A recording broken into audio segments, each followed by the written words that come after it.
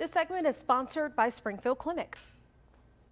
For this week's Wellness Wednesday, we have Dr. Renu Govindaiah here with us with Springfield Clinic to discuss springtime allergies. Doctor, good morning to you.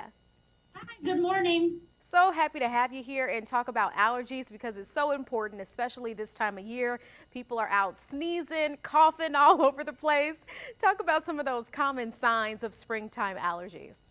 Okay, so for the last week with the nice weather, which we have been waiting for months, we do see the start of tree pollen season. So you can have any nasal symptoms, runny nose, sneezing, itchy nose, and then your eye symptoms, itchy, watery eyes, red eyes. I've had some patients complain of itchy throat, itchy ears, and then obviously you can then develop some asthma symptoms with coughing, wheezing, chest tightness, and shortness of breath. And typically when these allergies come up, we go to our medicine cabinets and, grab something in there and try to just take it and take that pain away. What can we do to prevent those allergies or reduce them?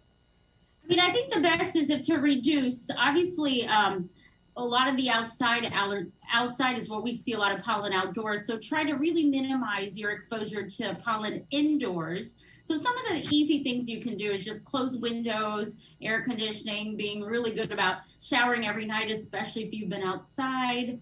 So just like little things like that can make a huge difference. Making sure if you're driving not to keep the sunroof open.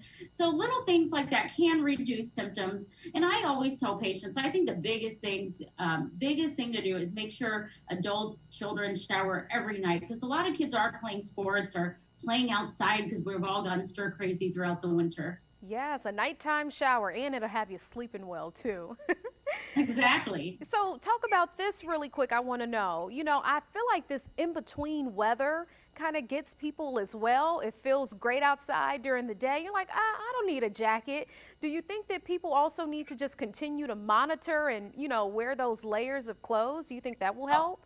Oh, yes. I always feel like, especially to be prepared, I feel like it's so cold in the morning and then it warms up, and then in the evening it gets cold again, just to make sure your kids are layering up and covering their head and things like that could help.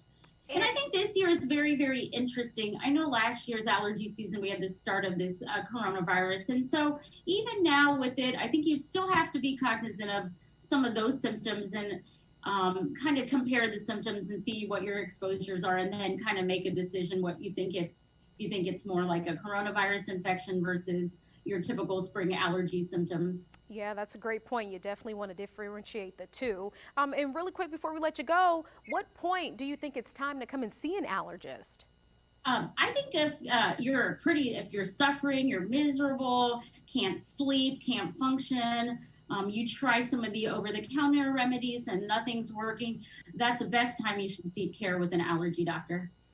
All right, Dr. Govindaiah, thank you so much for joining us on this Wellness Wednesday. Thanks for having me.